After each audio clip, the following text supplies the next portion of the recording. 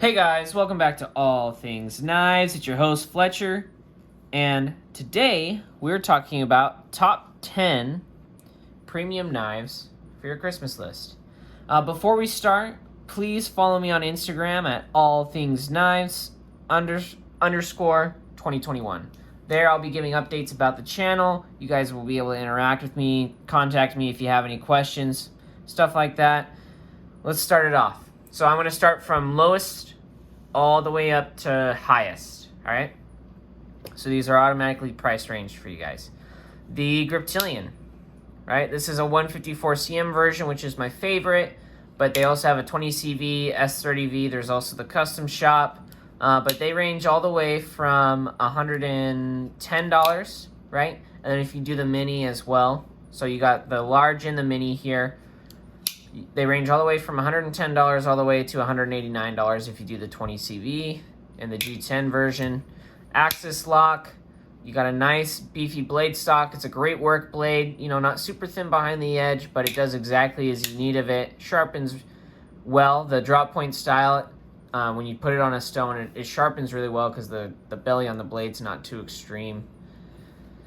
Benchmade does a great job with these. They make a lot of them. I call them the Everyman's Benchmade, because they're exactly that. You're getting a premium knife for around 110 bucks. It's phenomenal. Feels nice in the hand. Ambidextrous as well. Carries well in the pocket, and you know, you got that much sticking out. You can also put a deep carry clip on it if you want. Next is the Kershaw Launch 11. I have seen these, you know, for varying prices. I bought mine for like $99, possibly even less, I think. You know, so it could replace the Griptilian, but on some sites I see them for, I mean, I've seen them for up to like 120. So I put them to the right here. They're CPM 154. They're USA made. It's a Warncliffe style, which I really like for work because it just cuts through the boxes really well. CPM 154. It's solid steel. It's going to perform just like the 154 CM, except it's going to be tougher, it gets harder, so it can last a little longer as well. I like it. It's under 3 inches. It's an auto, so it's really good carry in places that have autos, but it has to be under 3 inches. It's really sleek. You know, don't let that fool you. It fits in the pocket really well. Super comfortable. Love this knife. This is also my dad's favorite knife. I bought him one of these. Sadly, he lost it, but it was one of his favorite knives, so I know that this is great for a Christmas list because I already got it as a gift before, and the person really liked it. Actually, I got 2 people these as gifts, my grandpa and my dad. Both of them really like them. All right. Talking the Endura, Delica, and the Indela and the K390. So not just the Endura, but any of the Seki City line, as long as they're in K390. Phenomenal gift for Christmas. You're not spending a whole lot of money, but you're getting an amazing steal. This is one of the, this is the best value on the market right now. This is the best value on the market as far as terms of steel and performance. For the Endura, I think you're paying $133. For the Indela, I think it's $131, if not maybe a little cheaper. And then for the Delica, I think it's $119, $120. So you're really not out of pocket. You get an amazing steel. It's good Spydercos. I mean, they've been making those the longest. The Indela is kind of new, but the Endura and the Delica have an amazing reputation. They're nice and lightweight. I mean, there's plenty of people who will regrind these too, and they're actually pretty common to get reground. So good knife to mod too. There's tons of parts for it that you can do. Manix 2, USA made. You know, some people said they were sad they didn't see the Manix 2 on my top 5 knives that make me happy. Well, it's on my top 10 premium knives for Christmas. Lanyard hole, G10, ambidextrous. I believe they call it the ball bearing lock. Does really well. Once you break them in, man, they are just super smooth. I think the lock's even stronger than what's on the Benchmades.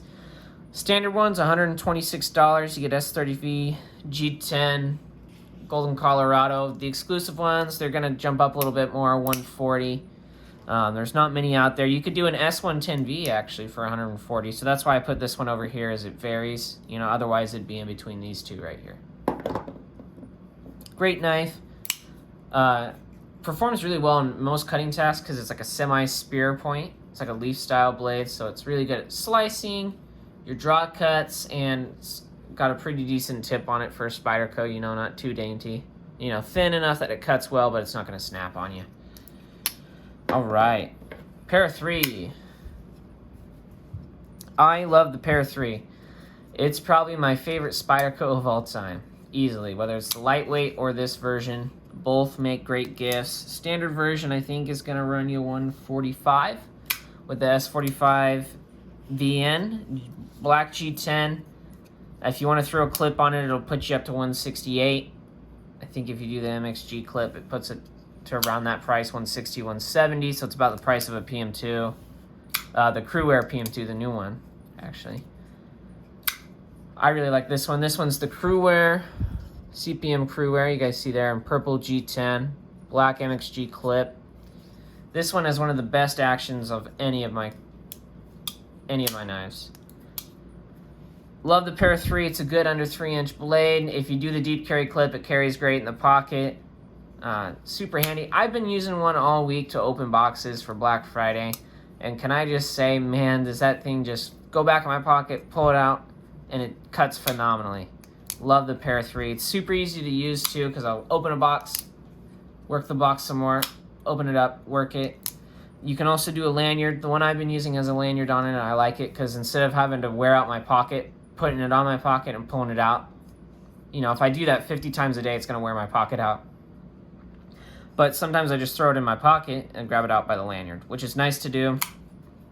The ergonomics are really great. I kind of like it more than the PM2 just because it's for opening boxes, which is what I do at my job. Smaller blades work better. Great workhorse. The S45VN, the standard one, is a phenomenal steel. It's a really good value for what you get. I'd say it's even better than what the Para 3 used to be at that price because the S45VN is just that much better. I like it that much more as a steel. All right, so the first 5, we're going to actually get a mental snapshot on them. Griptilian, Launch 11, Endura 4, Manix 2, Para 3. All right, we're going to move them off camera. And we're going to move our new ones on.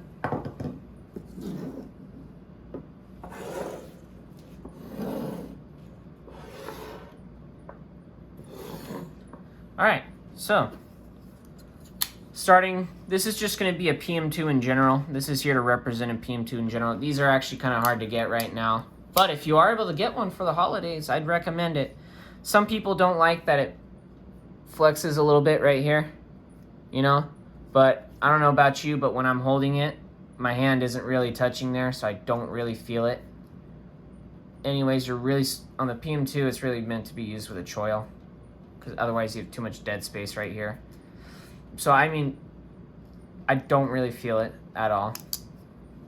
I think it's a phenomenal knife because you're getting Crewwear, and Outpost 76 tested his. His was at like 63.4, I think, is what he tested his at. And that's off at the top of my head. You can check out his video. He has more on it. But he actually tested his, and it's running harder than what their sprints normally are, which are normally like 61, 62. So yeah, I mean, they're running the Crewwear harder, which means it'll perform better. And I think that's because of what Benchmade was doing with their Crewwear. So they, Spyderco up with theirs will do. You're getting micarta, which I really like the way micarta feels. So I don't really care. Even if the knife does flex, I like the micarta that much that I don't really care. And this is coming from someone who likes the bug out. So I just, flex in a knife doesn't bug me because something that gives a little bit is less likely to break than something that's rigid, right? If you drop a cast iron skillet, it shatters, right? But if you drop, say, like a piece of paper or a rubber, it just bounces, right? I guess paper is not a good analogy, but rubber bounces, right? It gives a little bit. Makes it actually a little stronger. So, and it's seriously just a larger version of the Para 3. You know, it's the Al Original. I mean, it performs well. I just like the Para 3 because I got smaller hands and it performs better. But PM2, it's a good work knife. Goes to work.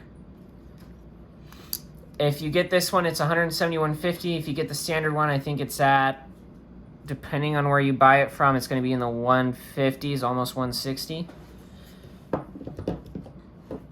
This is the Benchmade Bug Out in 20 CV in the Gray G10. I'm using this one specifically to represent the Smoky Mountain Knife Works exclusive and the Blade HQ exclusive in the G10 and the upgraded steels, because I think those really are a good buy. Because if you're to do this on the custom shop, which you can't even get these ones, like the configurations they're in on the custom shop anyways. This one's $200, so is the Smoky Mountain Knife Works one. That's why it's above the PM2. It's because of the price. But I think if you like the Bug Out and you want something to where very minimal flex is composed of those FRN handles, and it feels very good in hand. It's still very lightweight. I think this is what the Bug Out should have been when they released it. I think the FRN version should be like in a CPM 154 or like an AUS 10A, you know, or even like an AUS 8, and they should make that one like 50 to 60 bucks, and then their premium Bug Out should be like this. Because I think the Bug Out's a great knife, but I think that the way that it's priced with the materials that it's made of prices it out of a lot of people's hands. But I think for what you're getting on this with G10, 20 CV, American made, 200 bucks, and it's an exclusive, I think it's a phenomenal buy. And the G10 ones are my favorite versions of the Bug Out, just because the G10 feels so much nicer in the hand and in pocket. It's like a carved G10, you know, so it's not like super texturized, but you still get a great grip on it, and it feels really good in hand. It actually changes the acoustics a little bit of the knife, which makes it sound really good. So $200.